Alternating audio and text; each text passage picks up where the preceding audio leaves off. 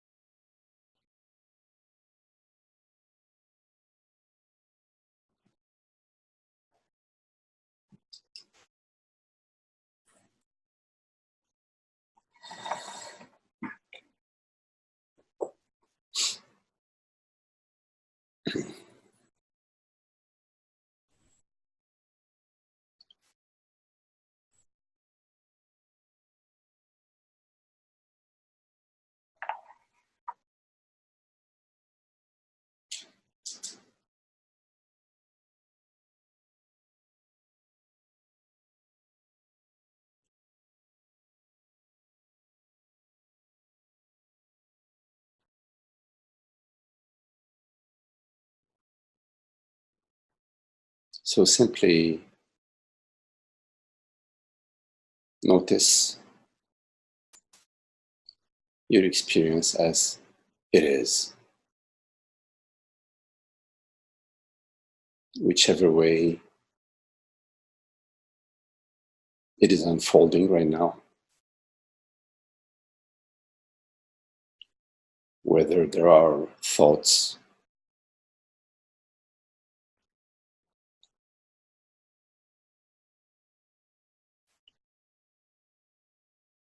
maybe some impressions from earlier today, whatever sensations may be arising within the body,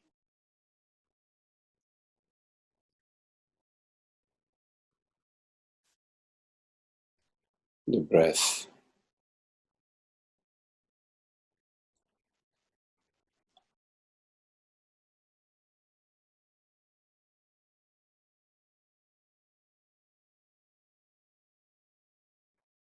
the hum of the fan.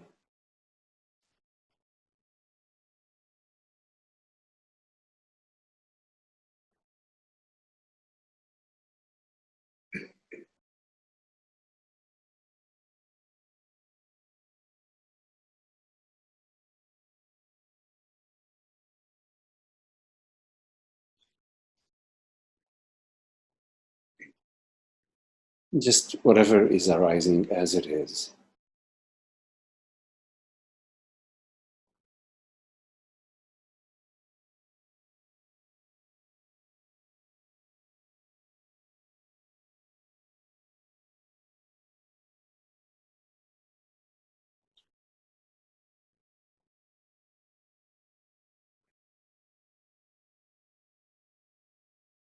No need to do anything.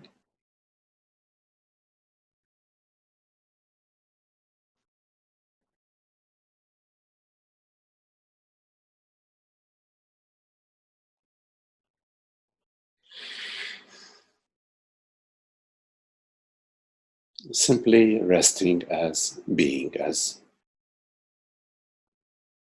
presence.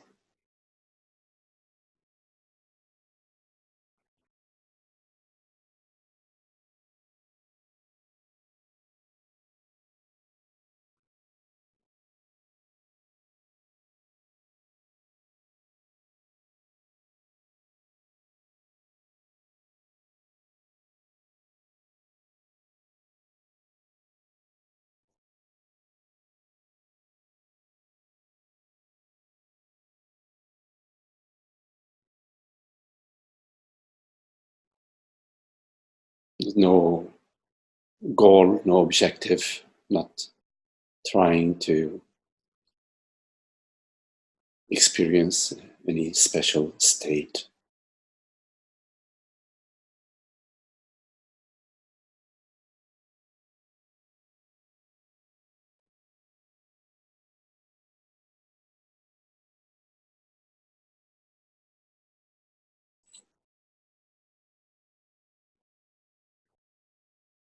Just whatever is arising, whatever is unfolding,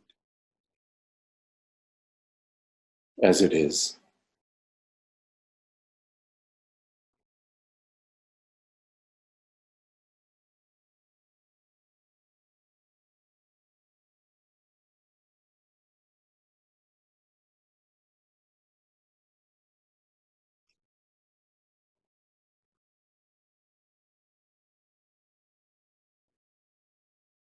Notice that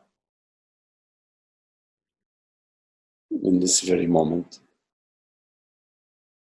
I am.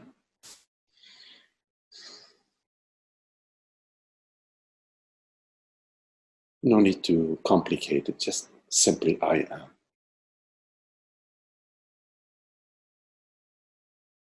I, presence, awareness, I am.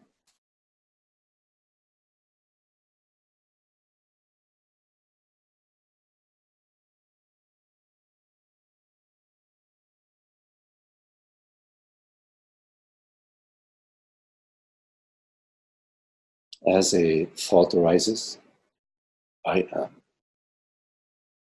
The I am.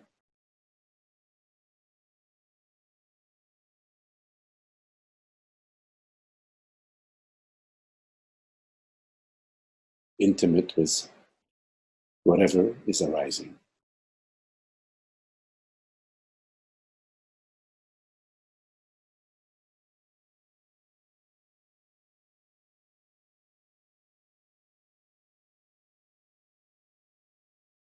I am intimate with hearing.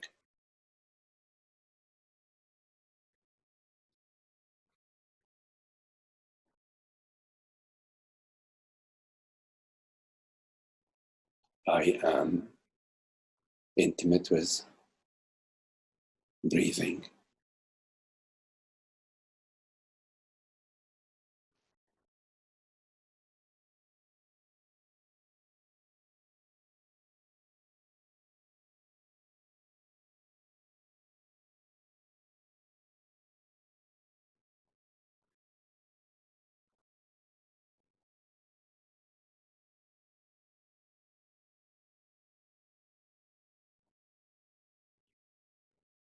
I am intimate with thinking.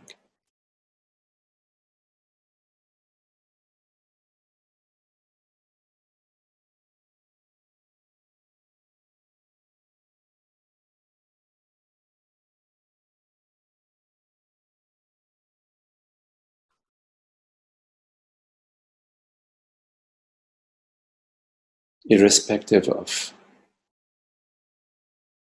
what your experience is, irrespective of whatever thought or bodily sensation is arising.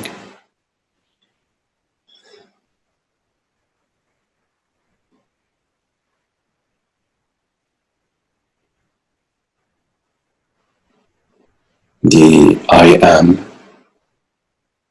permeates your experience.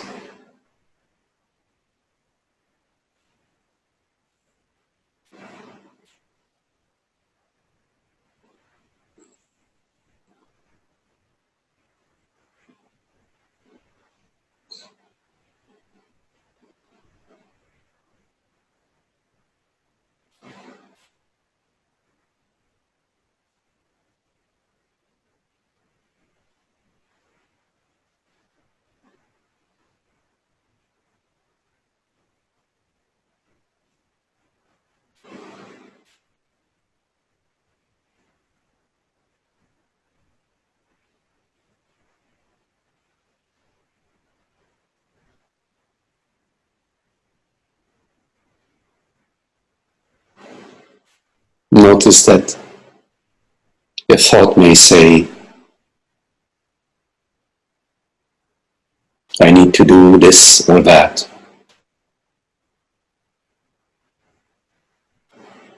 Irrespective of the content of the thought, the I am is still,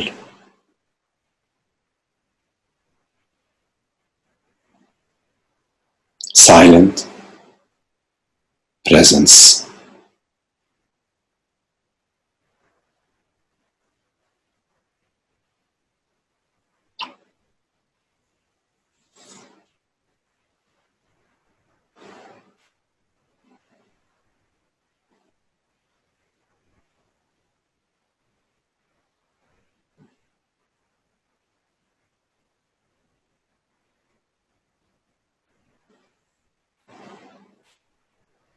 Notice that whatever sensation you may experience,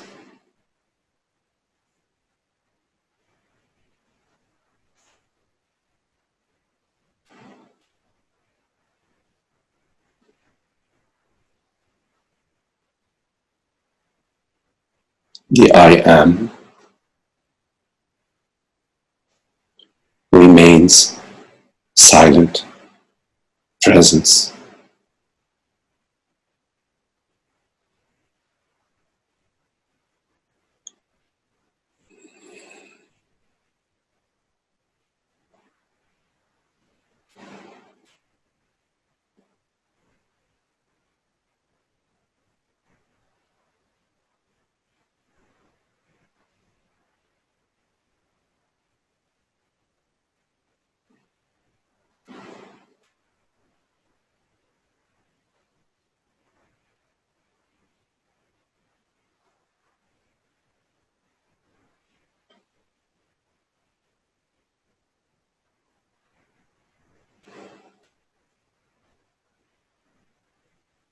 Notice that whatever you perceive,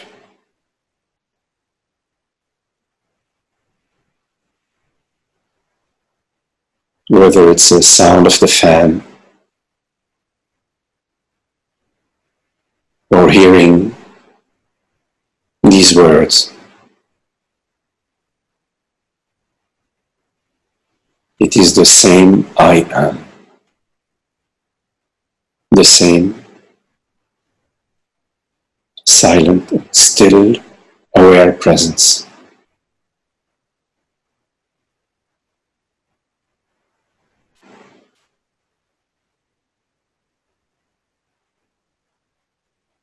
Notice that in the absence of hearing these words, as well as in the presence of hearing these words,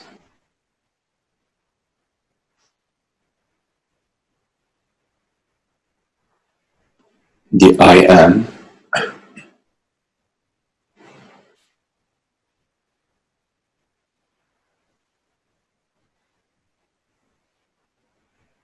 is unmoved.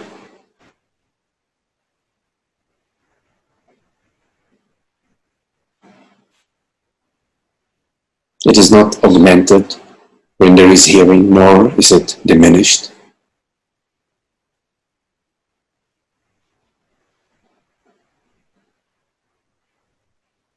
when no words are spoken, when no words are heard.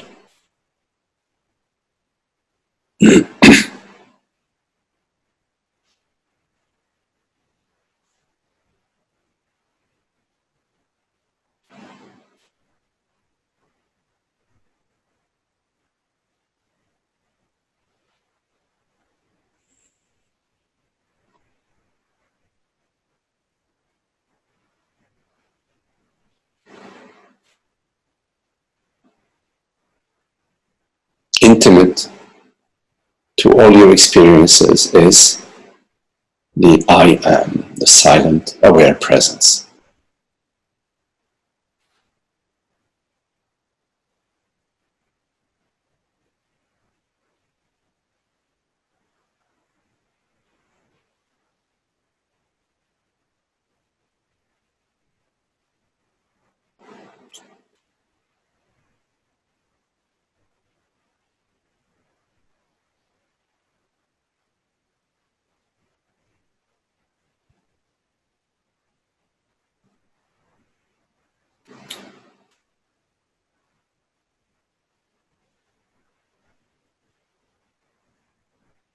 The belief that I am somebody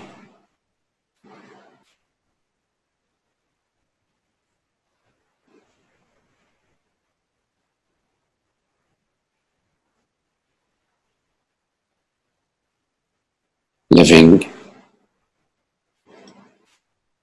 in time and space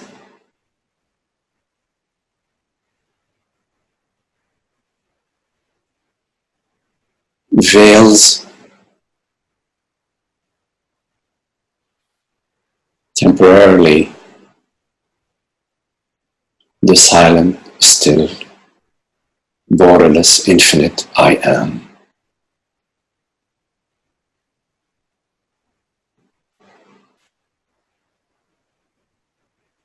Like when you are standing in front of the ocean and you put your finger in front of your eye,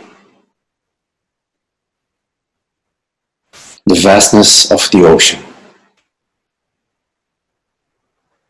its presence is veiled temporarily.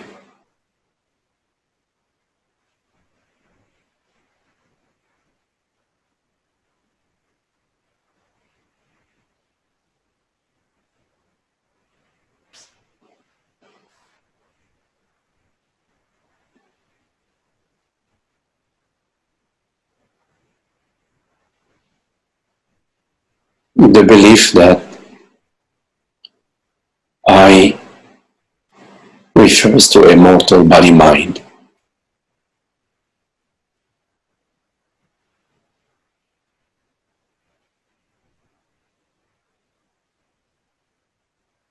Veils the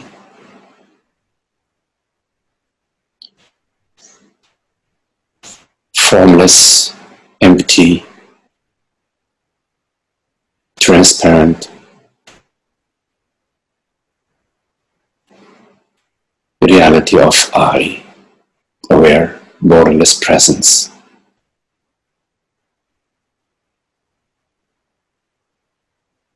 That is the intimacy of all your experience.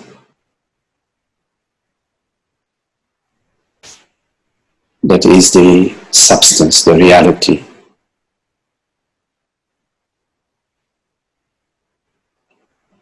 of every thought, every perception, and every sensation.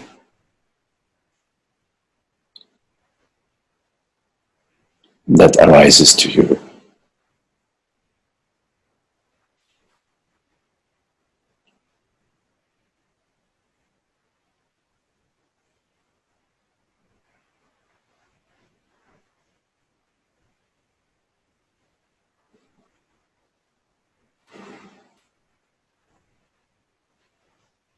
A thought, a belief, a feeling that arises to you.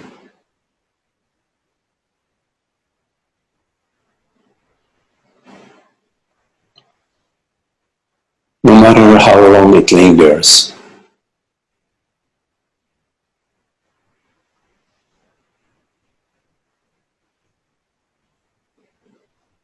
does not know you. You, the knowingness of the thought and of the feeling that arises to you. What you know does not know you.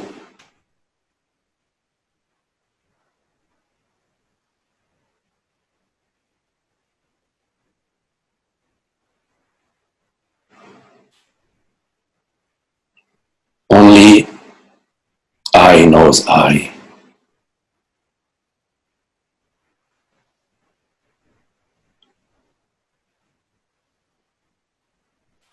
as I is I.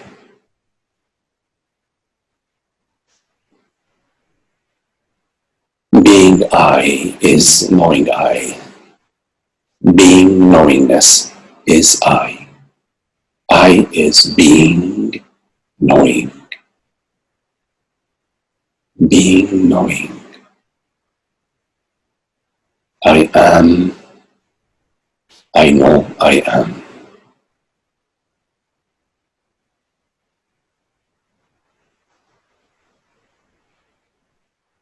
Knowing thoughts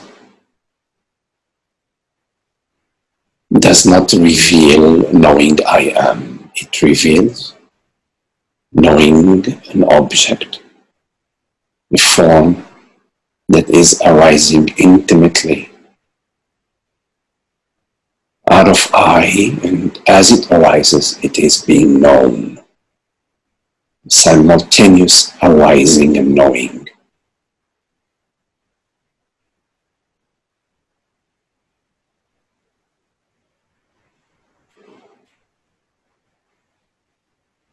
In your experience, there is no time between the arising and the knowing.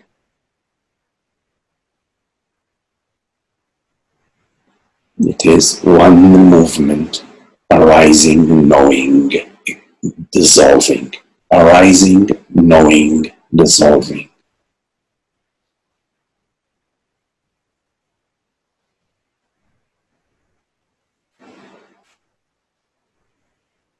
It is what arises that is known and dissolves. The I remains. I remain.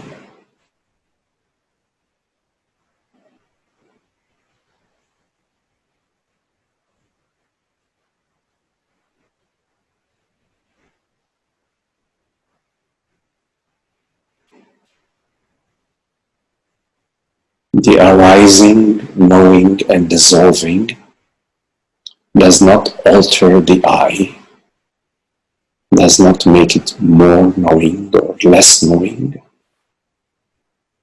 It remains as the empty, aware space of being, the light of being knowing.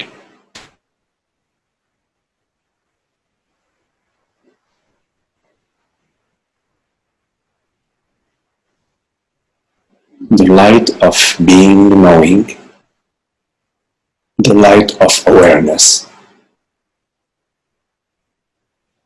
is not contained in any container.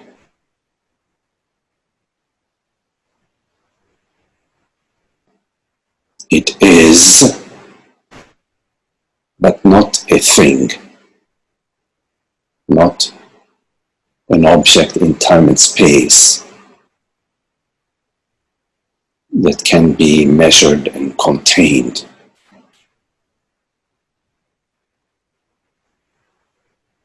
Although the impression of time and space arise within the I am, within awareness, time and space do not limit it.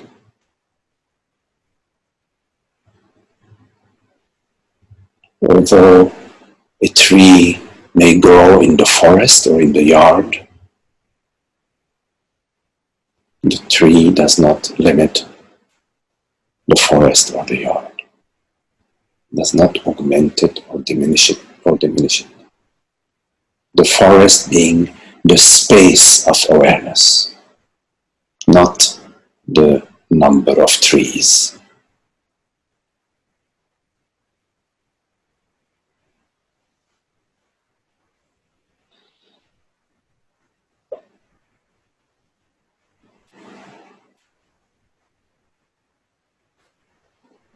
When you look for the tree, you will find your knowingness of the tree. You will find I, tree. I meaning knowing tree. When you touch the tree, you will find your knowingness of feeling the tree, feeling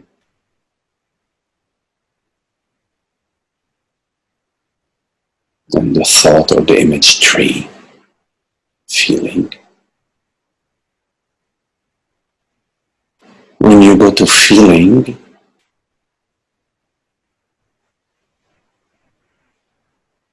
you will find silent presence,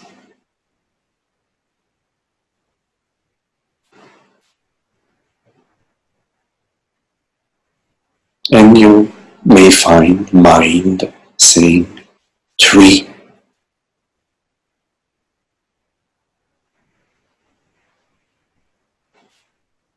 but without the screen of awareness, you will not find mind saying tree.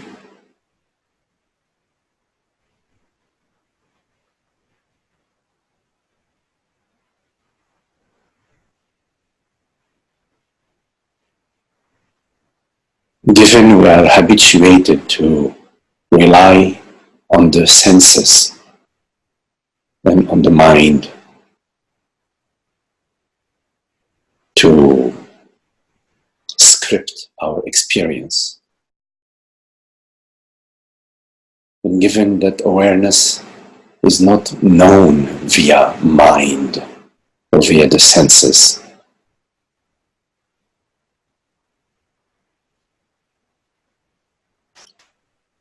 all our scripts about awareness that are based on mind are simply thinking. They're simply conceptual gibberish.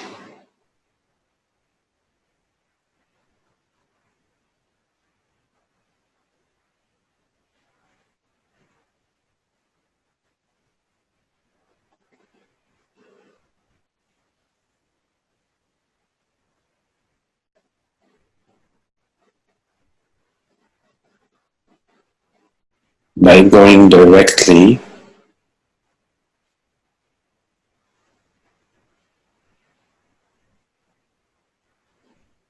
to the silent aware presence that I am,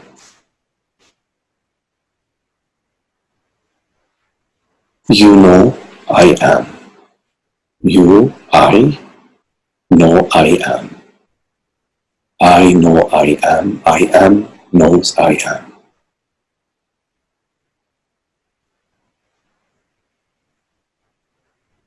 I am knows I am as peace, the stillness, the transparency, the clarity, the love, meaning the wholeness, the oneness, the intimacy.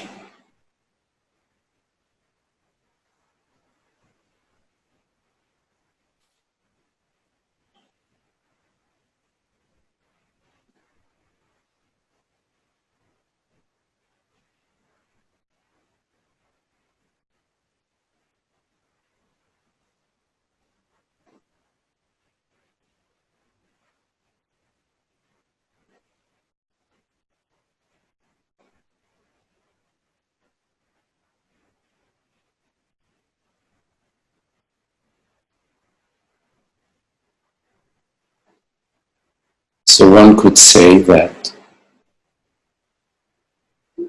your deepest desire is to know yourself, not to know stories and tales, and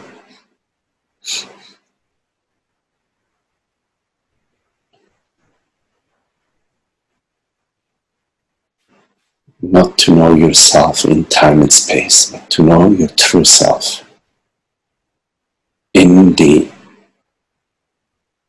eternity of now. Knowing yourself in time is simply knowing thinking.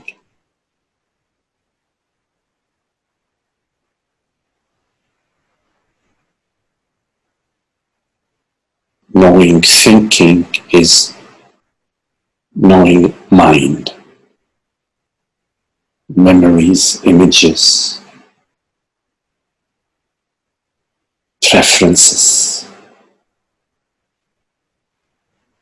experiences,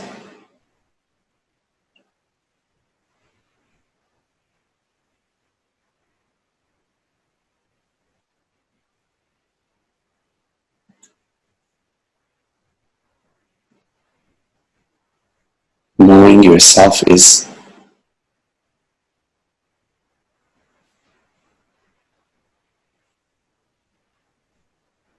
a direct knowingness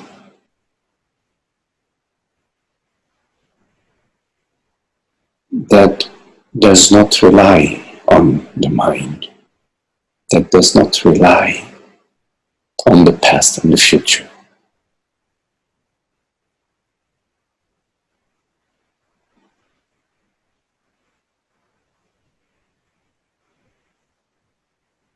And we are very fortunate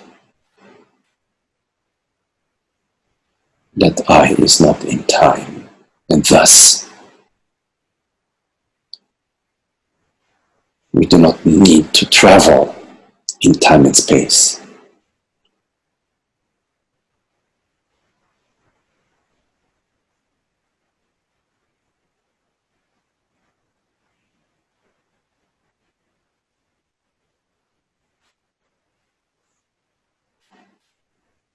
So it is more of a non-doing and resting as being,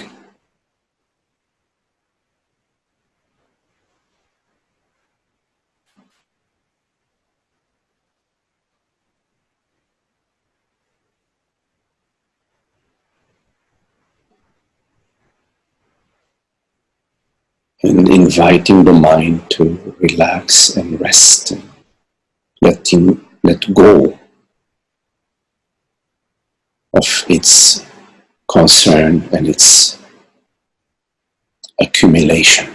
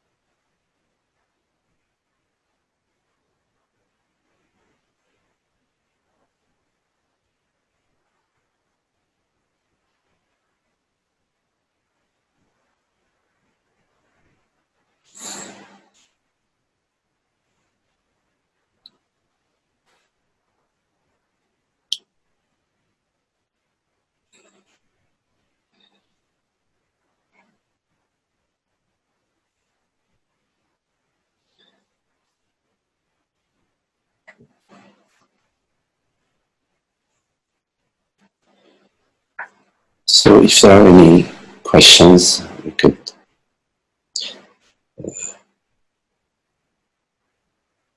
turn our attention to whatever comments or questions you may have.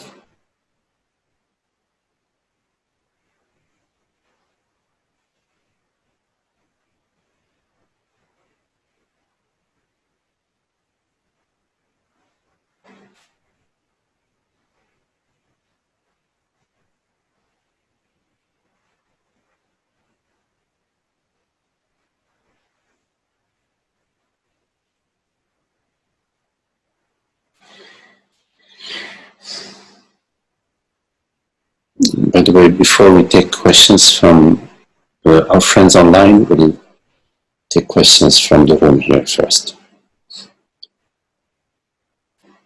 So, questions from the room.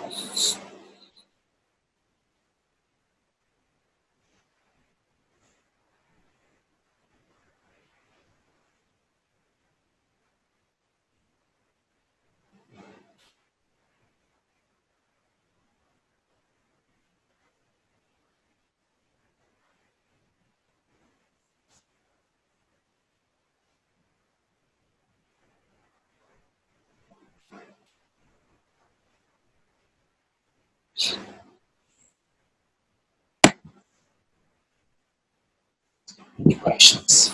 It's formidable opponent. How do you keep hope? How do you keep Hope. hope?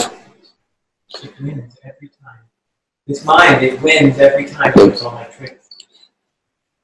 Mind doesn't. The mind wins every time. How can I keep hope?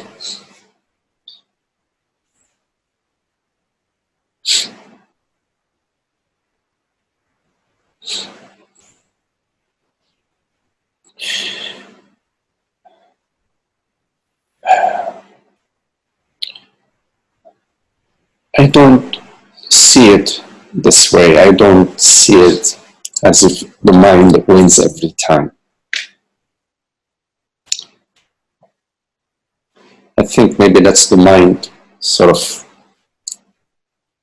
saying that. Because it knows it's cornered and says, wait a minute, Yeah, so how now- can I keep hope? So now you see my question.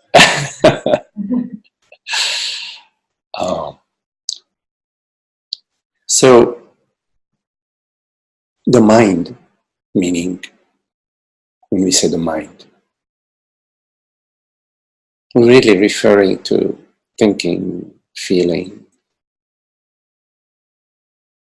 sensing, emoting. But it's not possible for any sensation to arise without the light of awareness. Right? I mean, no matter how depressing or negative or awful a thought may seem, it arises within the light of awareness. It requires the light of awareness. It is imbued with the light of awareness. Every cell, every atom, every molecule of that thought, just using this metaphoric language, is imbued with awareness. Otherwise, we wouldn't even feel it. We wouldn't even perceive it. So in fact, it's awareness, let's say, disguised, as a way of speaking, as a thought. And then we feel despair or loss of hope. There is no way out of it. It's a feeling. It is a feeling that then we put it in words, I feel a loss of hope, I feel despair.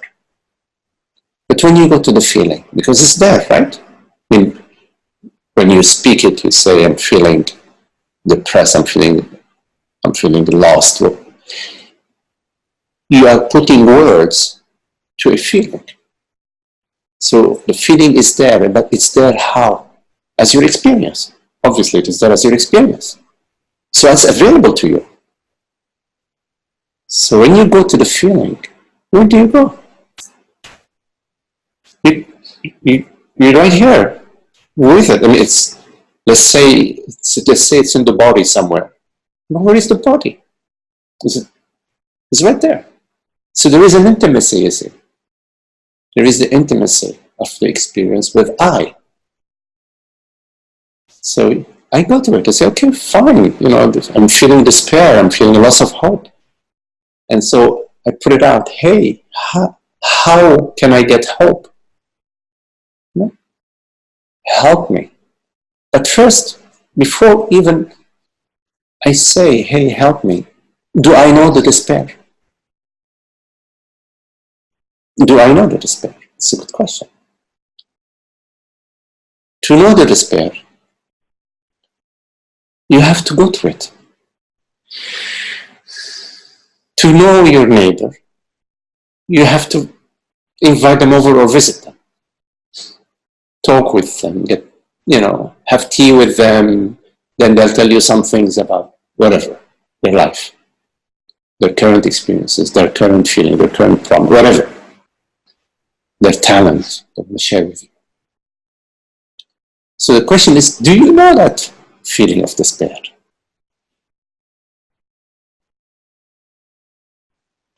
Because before I do something about this problem of despair, do I know it? Do I know it? It is possible that by knowing the despair,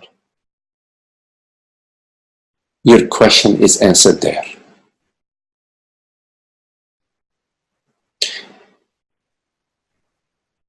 Habitually, we stand apart from the feeling. Of course, we label it, we have a conversation about it, but we stay at a distance from it. And remaining at the distance of it, we only know our thinking about it. And our thinking is polluted. Why? Because we do not know ourselves. We have inherited beliefs about everything. About ourselves, about life, about each other, you name it, with a lot of inherited beliefs. And the core inherited belief is about what I am. That I am this person, I am this body, mind, I am somebody's son and daughter, whatever. The tail,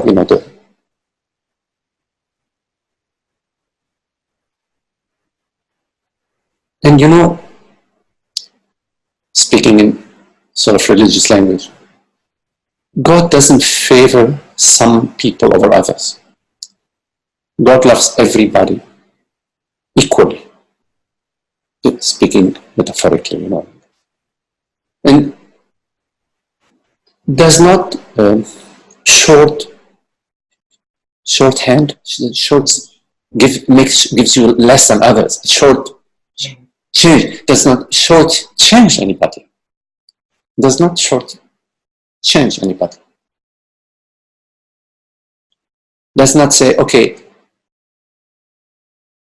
I'm gonna give you all sorts of problems, and I'm gonna give you the solutions to the puzzle except 5 pieces. I'm gonna keep 5 pieces away from you.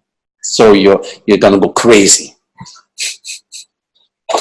Because you don't have them, not given to you. That's not how it is. God is not like that. You have all the pieces of the puzzle. Because God is love. It's the mirage of suffering. And are you saying then that you have to go and get on your hands and knees and look under the table? And yes, you have. The cat and... You have to go closer and closer and closer, and not further and further and further from everything that you're experiencing. The first thing is when you label it, you're already taking a step away from it. And then when you say, okay, what is the solution out there? What is the solution out there? You're stepping further and further away from it. In thinking, going to the experience, going to the feeling is a silent, it's not a thinking process. It's a process of love, of an interest, a willingness, a certain trust and courage in the guidance that you are receiving. And also the common intelligence that we have, that hey, if there is something happening here, I go to it. I'm going to go to it to find out truly, truly, truly, truly what it is. Go to its heart. Go to every vibration of it, every aspect of it, every branch of it, every nook of it. Go to every nook and cranny. Yeah. Go to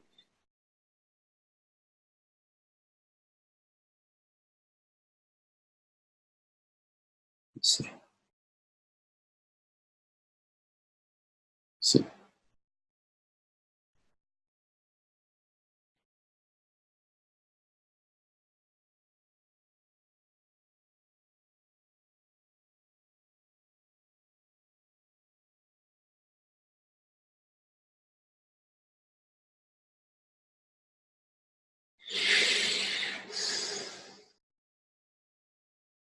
I know that thinking can be very convincing,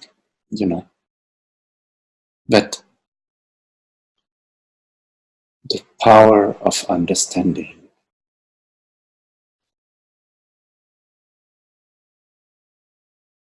It's not personal, it comes to us. Understanding comes through us. I see, I understand.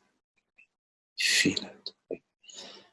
I'm seeing some direction.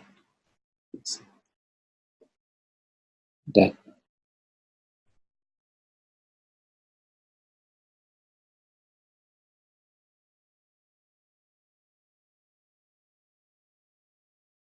and yeah, the thought will arise again and again. Oh, God, the mind is winning all the time. It will arise again. But it's not true. It will arise maybe more and more as it senses that it's really not standing on solid ground. It will want to grab you in your feeling level, make you feel despair. It's one of the ways in which the separate self tries to keep you in my personal problems via the feelings. It will go into your body. And it knows that you're not going to go there. It knows that you're going to go into the emotion meaning, oh, what's happening to me? When will I meaning me, be free? But the guidance is, no, go there. The separate self is telling you, hey, this is really scary place here. You cannot come. You say, I'm coming. Hi, I'm coming. Hello, I'm coming. Coming. I'm coming. Yes, coming. And I'm not coming with any weapons or anything like that to battle. I'm coming completely, innocent child, innocent presence, innocent being. I'm coming. I want to know you. I want to feel you. I want to know you. I want to be you. You see? This is trying to keep you away.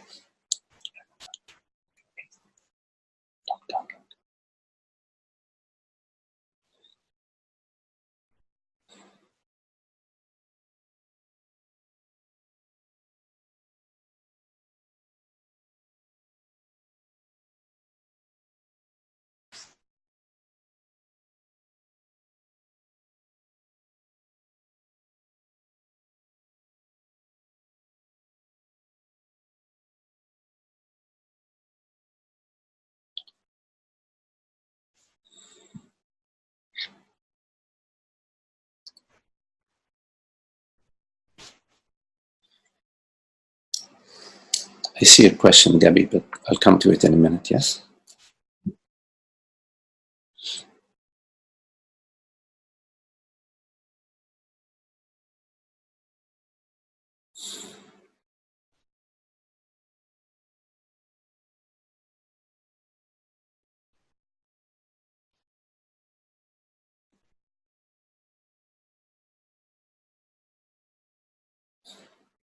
Any questions?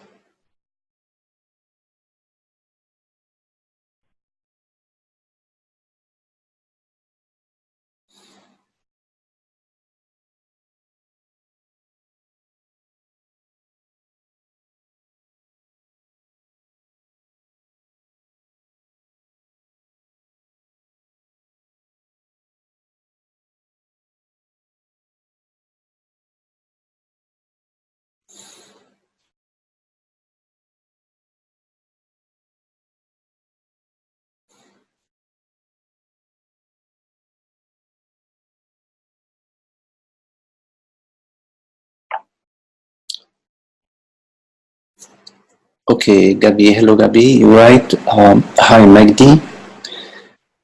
Does a non-dual experience require effort? Another big controversy concerns what a person has to do to have an experience of non-duality. Because from a spiritual viewpoint, non-dual awareness underlies everything and is always already there at the base of all experience. It's possible to state that absolutely nothing needs to be done to experience it. is already there and you already experience it. You just have to notice it. This is the effortless model. Can you speak more about it?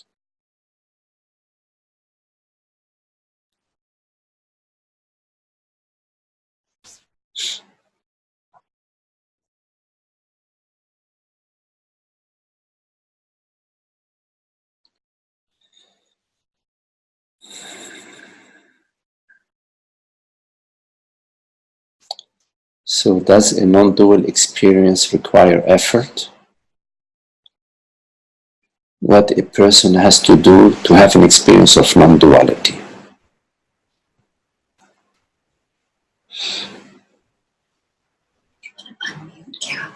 Oh, yes.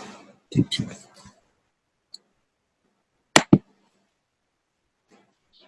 So, Pepe, if you want, you can unmute yourself. If you, because I cannot unmute you from here. If you care to unmute yourself, Debbie, you could do it on your own. Okay? I cannot unmute you here. So, just repeating: does a non-dual experience require effort? What does a person have to do to experience an experience of non-duality? But that part, Yes. just you were answering the question. Yes. That Yes. appeared.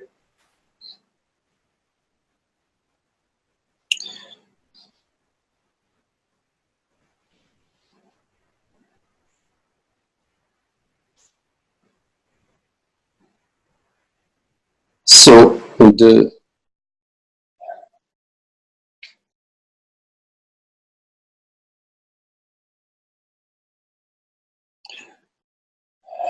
non-duality, Advaita,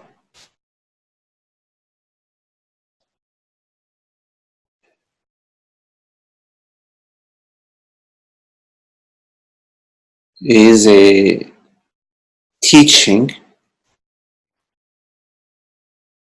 that points to truth.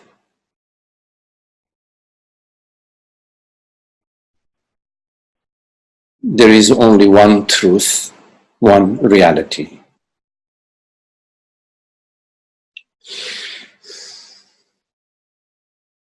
And this truth, this reality cannot be comprehended by the mind.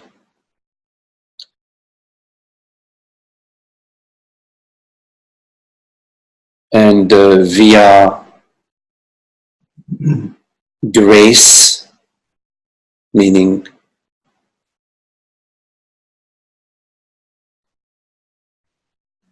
God's eternal love, and via our capacity for higher reasoning,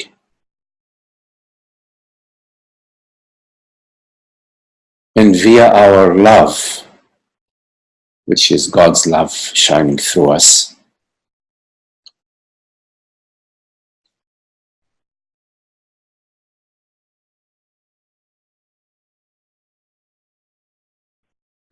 the mind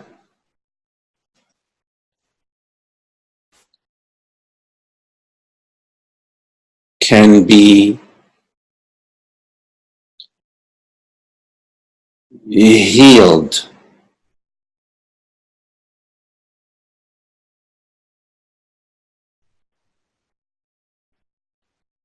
from its belief structures, and the body, the feeling state, can be healed from its feeling of being a separate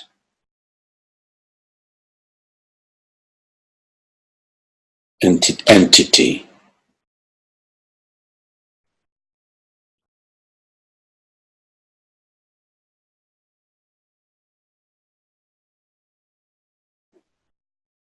We all love truth, even though we may be guided by the mind, even though our attention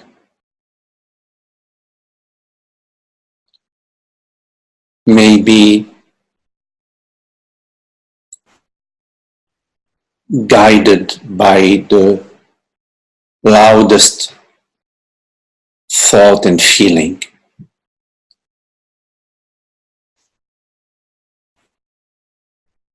At the heart of our being,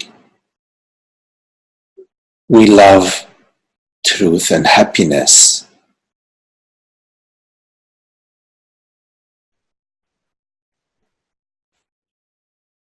When we are directed by our thoughts and feelings,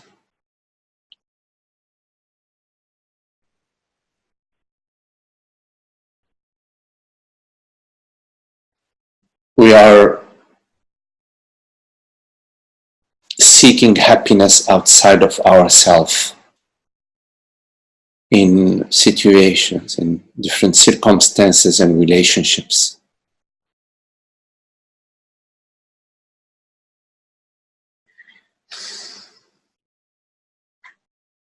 Sooner or later, we either hit a brick wall, or hopefully before that, we start to get an inkling that that is the wrong direction, that happiness is not in relationship, in the world, in feelings, in situations, in family, in religion, in the tribe, in the culture. That happiness is not outside of yourself. And that is a very crucial turning point in our journey, where we turn inwards, so to speak, and we start contemplating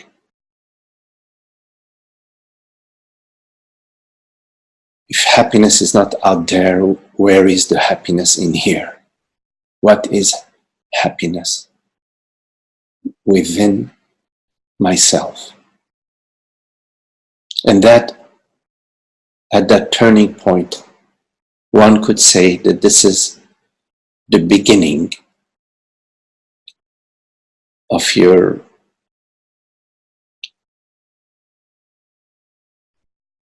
journey on the path.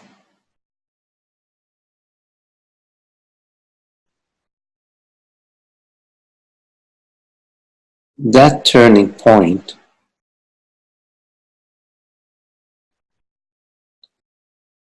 it may, in many cases, draw you into the inner contemplation, and then the mind comes again and says, oh wow, this is a really beautiful, I need to go out there and get this and that and that and that, because that's where my happiness is. You may go back and forth for a little while, but at some point there is a ripening, a deepening of your understanding, and you will find that your attention and effort, the effort that rises out of your understanding, will be guiding you in the right direction, the direction into the inquiry into what is happiness that is not dependent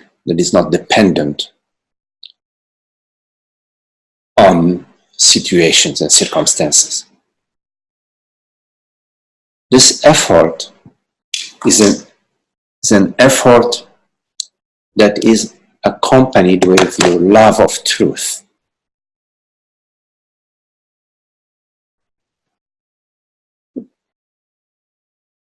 And because your love of truth, your interest in truth now is more for love for truth, you don't mind the effort. You love doing the effort. So when you love doing an effort, it's not the same as doing an effort against yourself. So you're doing an effort that is going in tandem with yourself. Is that the right way? In tandem? In tandem with yourself.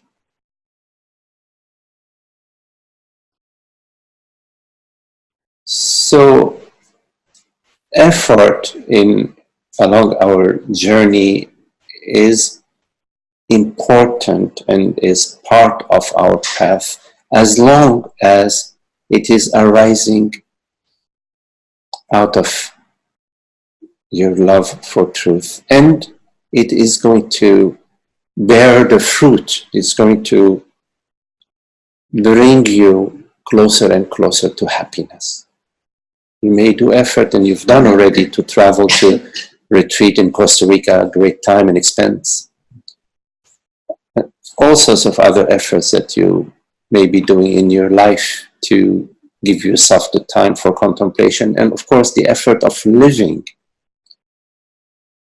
according to your understanding. It's quite challenging initially because of the habit of wanting to defend or blame, or the habit to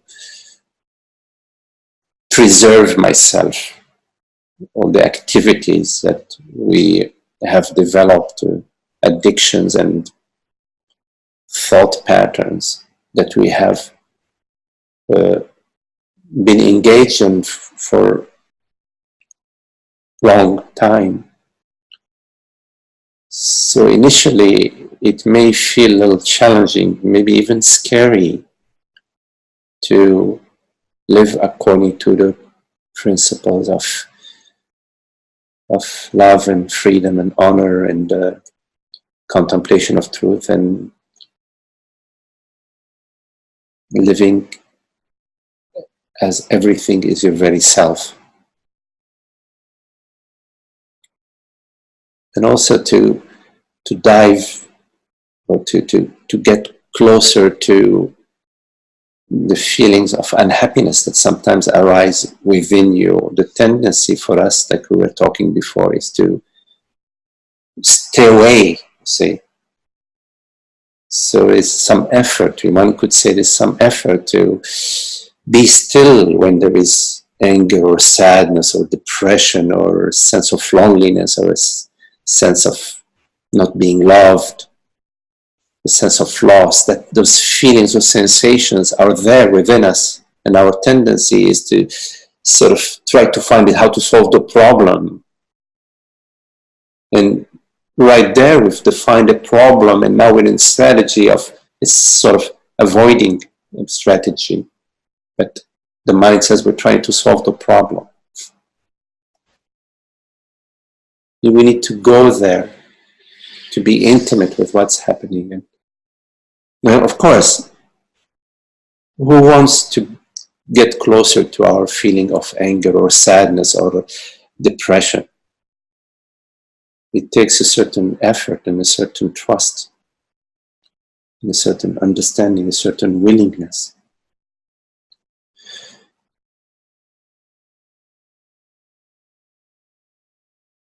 And in time,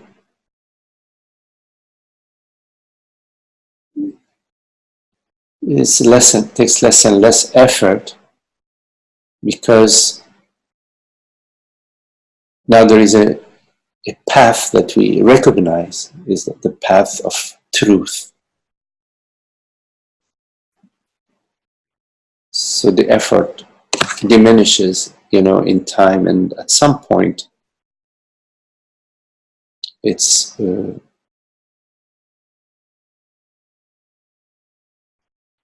effortless.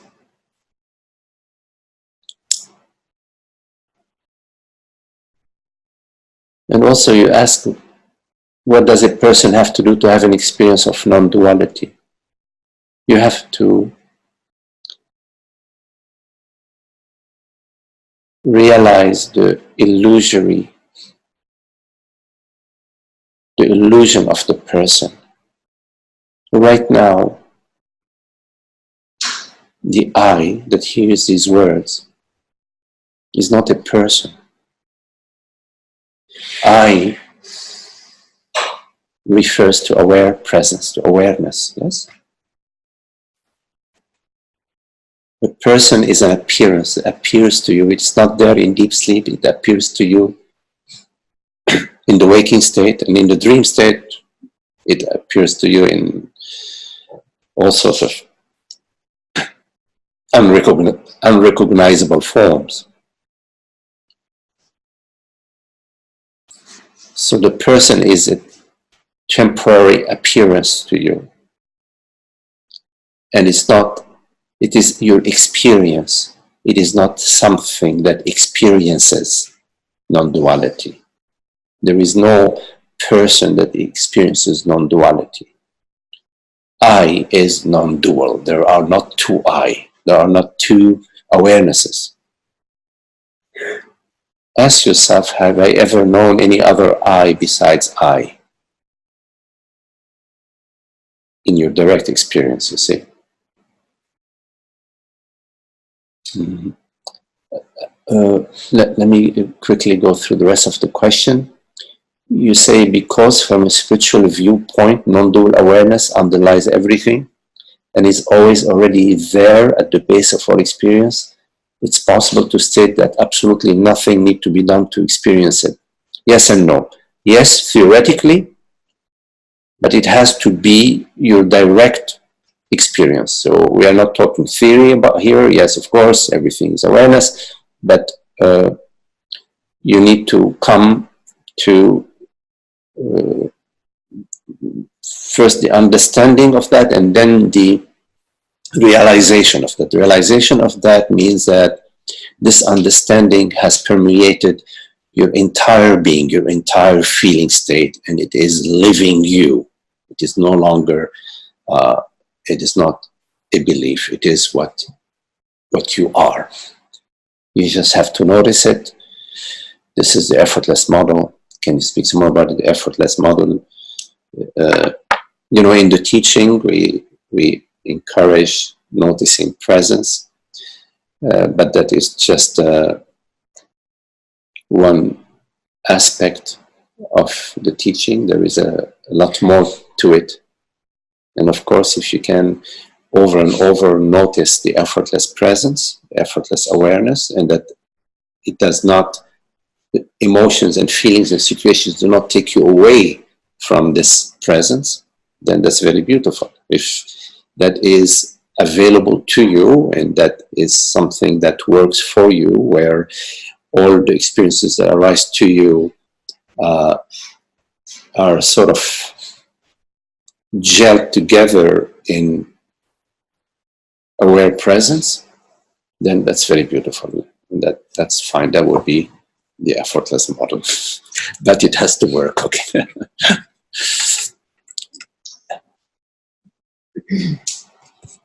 So obviously it's true that we love truth. So is the love of truth the same as the love of self?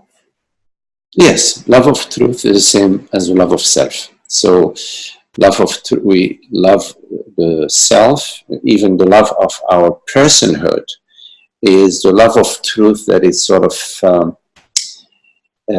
condensed, and I don't say not condensed, I would say downloaded into the personal mind.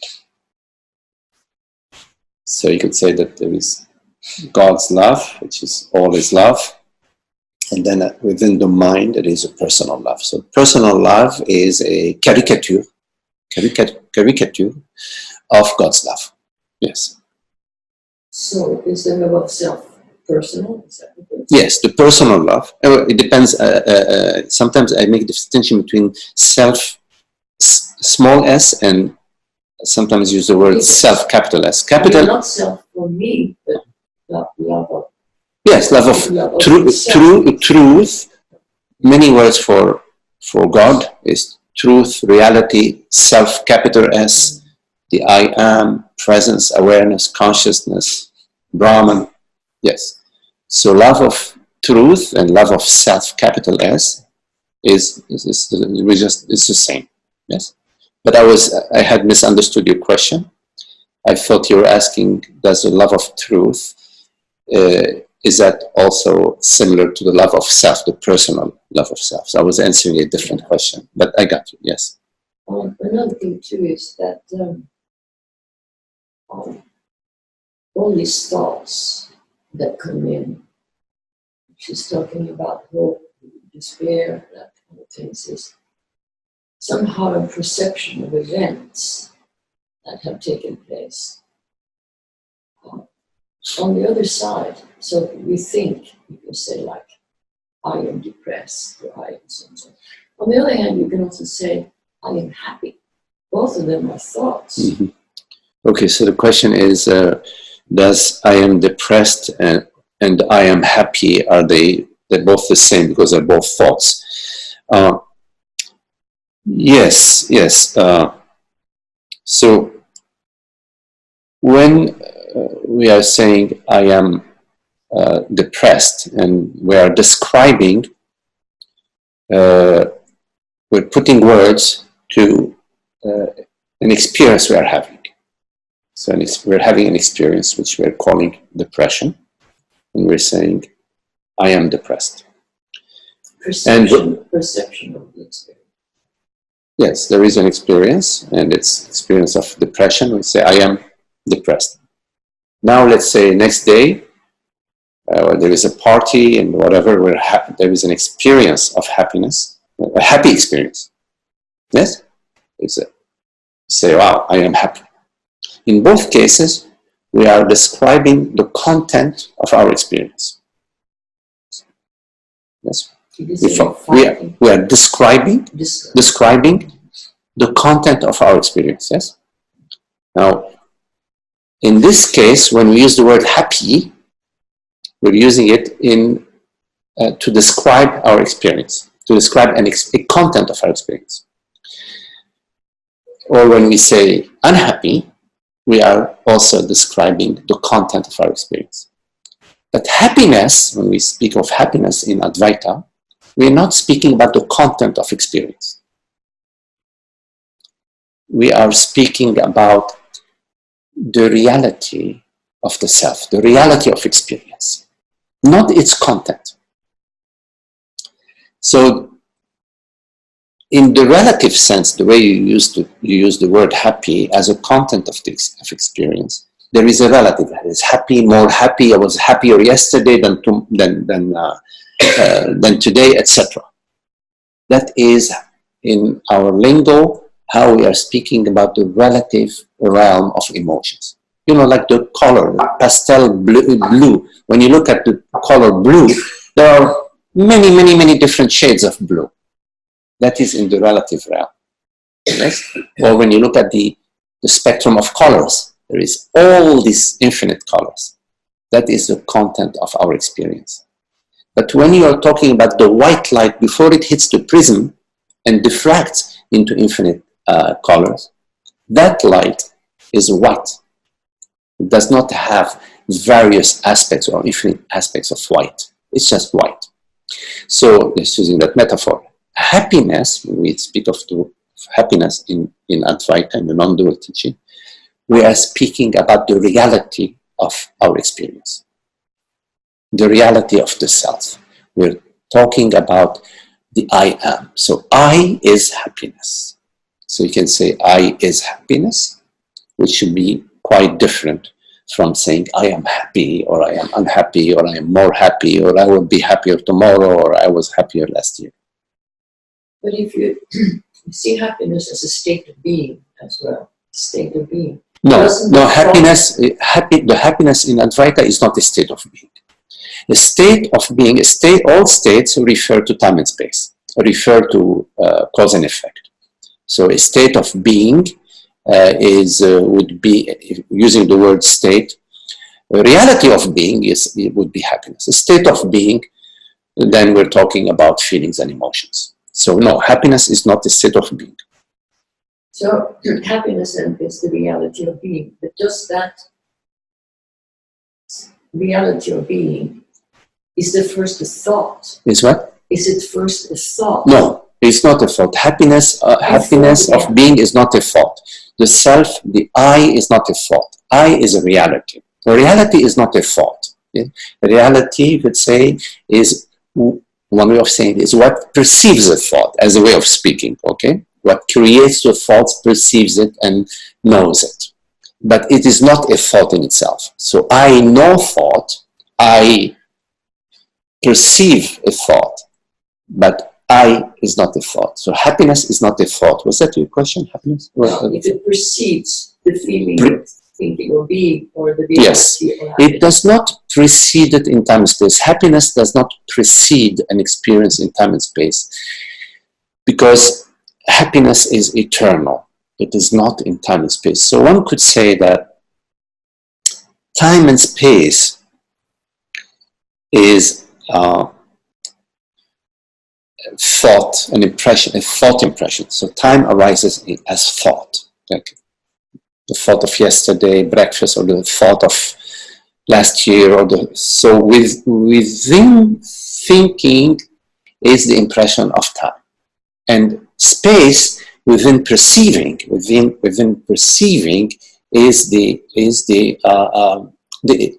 realm of space. So one could say that time and space are thinking, perceiving. Presence, happiness, beingness is not in the realm of perceiving or thinking. It is more, one could refer to it as in terms of thinking, meaning time, it is eternal. And in terms of perceiving, meaning space, it is infinite. So the reality of being, the reality of the self, via the mind is experienced, its infinity is experienced as space, and its eternity is experienced as time. But hearing that is, and I know I am going through a thinking process as I speak, we also know from experiences that when you say happiness is eternal, how long can one hold on to, living life? It is happiness and tragedy, happiness and melodrama, happiness, and it comes and it goes. And I know that it taints to the person. I'm aware that it taints to the person. But nevertheless, to see then happiness as just something you will always be in, that Yes. is the eternal. I know, for example, that happiness is uncaused, because I felt that happiness that just can bubble up without any cause whatsoever. But it certainly kind of comes and goes. Yes. Yes. So the question is about, can happiness be everlasting? Is that something that you can always be in? You see, you are still confusing a state, an experience, which you're referring as happiness, with happiness the way I am speaking of it. You are right in that a happy state is bound at some point in time, after 20 million years, whatever, something is going to happen and is going to dislodge it. So a state, no matter how happy it is, it's still bound by time and space. So yes, you are right in saying that. How can a state be eternal? No, this state is not eternal. A state is in time and space. And so yes, you are correct in that point, from that point of view. But I am not talking about the state. I am talking about that which knows the state. The I.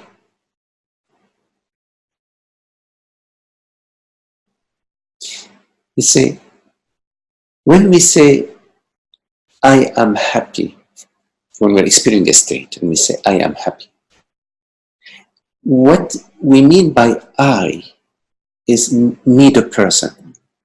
You know, me, Magdi, me, Vicky. That's what we mean, usually, when we're saying, I am happy. And that, of course, it lasts a year, 2 years, whatever. If we are lucky, that would be great, right? Usually, what, 15 minutes? Okay, you know. So yes, that is not eternal. But I was going to say there's another I. There's only, okay, I'm going to say there is another I that is not the Vicky, that is not something that exists. There is the reality of that which exists. I awareness. Because Vicky's experience, meaning Vicky's mind, okay, is at one level is known by Vicky, but Vicky's knowingness of Vicky's mind is not hers, is not Vicky's, it's God's. A good metaphor of that is the night dream. The night dream. The night dream. In your night dream, you may be dreaming that you are traveling to Shangri-La. And the person that is traveling to Shangri-La and having these very real experiences from the perspective of that person, that in the dream character, is very real, seems very real. Yes? But the experiences that this dream character is having that seem very real, in fact, they don't belong. It's not this person that is truly perceiving Shangri-La. It is the dreamer of that person. It is I, the dreamer of this person, through this person's mind. I'm perceiving Shangri-La and experiencing Josephine's happiness, or Vicky's happiness, Bill's happiness. When you wake up, you realize, wow, you know, that was some dream. I, awareness, was dreaming this dream. So the mind of Josephine, the dream mind of Josephine, in fact, is borrowed, is a download, is a temporary representation, a temporary condensation, or formation within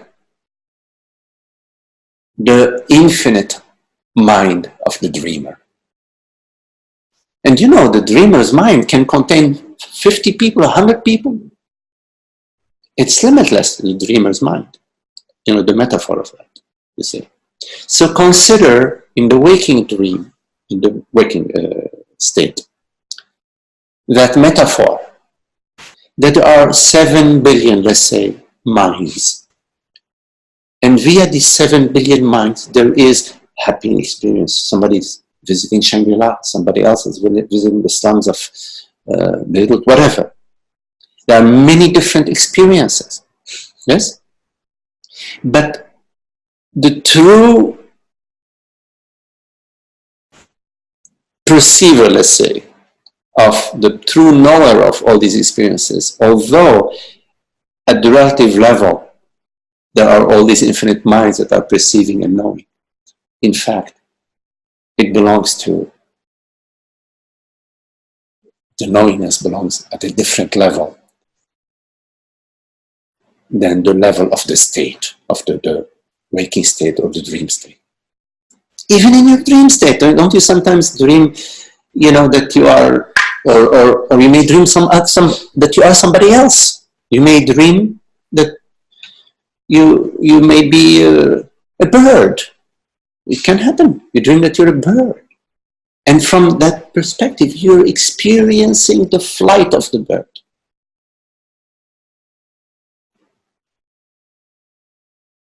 So about happiness, we are not talking about the content of the mind. We're talking about God's mind.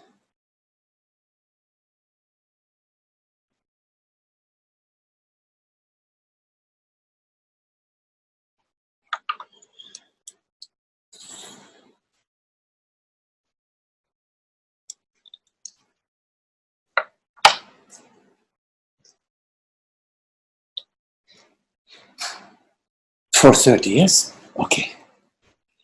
Very lovely. Thank you all. Beautiful to be with you.